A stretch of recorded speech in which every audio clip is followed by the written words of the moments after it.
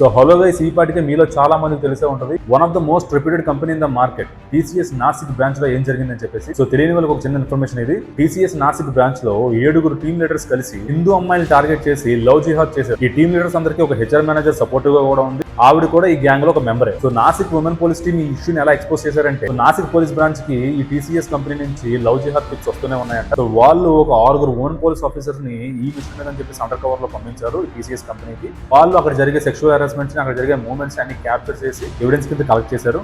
ఈ లోపే Nashik police station కి ఈ మార్చ్ 26 పోలీస్ స్టేషన్ కి వెళ్ళి ఒక ఎఫ్ఐఆర్ ఫైల్ చేసింది. అదేంటి అంటే, టీసీఎస్ నాసిక్ బ్రాంచ్ లోని హిందూ అమ్మాయిలు టార్గెట్ చేసి వాళ్ళతో బలవంతంగా బీఫ్ తినిపించడం, సెక్షువల్ హెరాస్మెంట్ చేయడం, సెక్షువల్ బెనిఫిట్స్ అడగడం, లేదంటే మతం మార్చుకుని ఫోర్స్ చేయడం, ఇలాంటివన్నీ జరుగుతున్నాయంట. ఈ అమ్మాయిని చూసి ఇంకొక 8 మంది వచ్చి అక్కడ కంప్లీట్ రైజ్ చేశారు. సో నాసిక్ పోలీసులు ఆ ఎవిడెన్స్ అంతా పట్టుకొని అక్కడ ఎవరైతే టీమ్ లీడర్స్ పనిచేస్తున్నారో, ఈ లవ్ జిహాద్ పేరుతో అమ్మాయి జీవితాన్ని నాశనం చేస్తున్నారో వాళ్ళని పట్టుకున్నారు, కస్టడీలోకి తీసుకున్నారు. అయితే ఇక్కడ ఇంకో ట్విస్ట్ ఏంటంటే, ఈ హెచ్ఆర్ హెడ్ ఎవరైతే ఉన్నారో ఆమె అబ్స్కాండ్ లో ఉంది. దాంతో పాటు ఇన్వెస్టిగేషన్ లో తేలింది ఏంటంటే, ఢిల్లీలో జరిగిన బాంబ్ బ్లాస్ట్ కూడా ఇంత లింక్ ఉందంట. చూసారా డాట్స్ అని ఎలా కనెక్ట్ అవుతున్నాయో.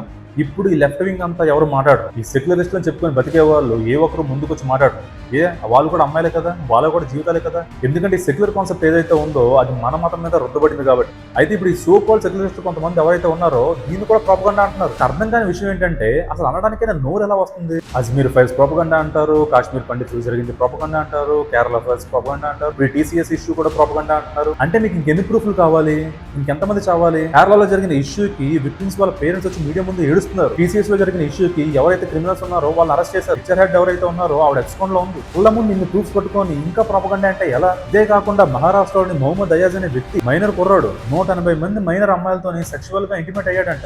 వాళ్ళ ఫోటోలు, వీడియోస్ అన్ని ఆల్మోస్ట్ 350 వీడియోస్ వరకు ఉన్నాయంట వాడి దగ్గర. పోలీసులు అరెస్ట్ చేశారు ఆ అబ్బాయిని. కళ్ళ ముందు అంత జరుగుతున్నా సరే ఆ సెక్యులర్ మైండ్ సెట్ నుంచి ఎందుకు బయటకు రాలేకపోతారు మీరు? పనికి మాలిన పని చేయని విషయాలకి గుడ్డలు చింపేసుకొని రోడ్డు మీదకి వచ్చి వాల్ చేస్తారు కదా.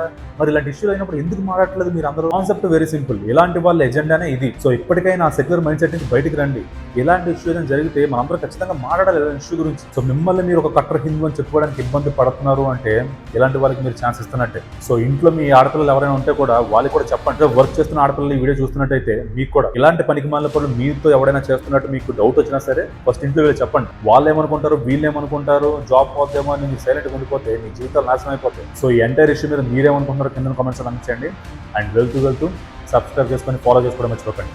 జై హింద్, జై శ్రీరామ్.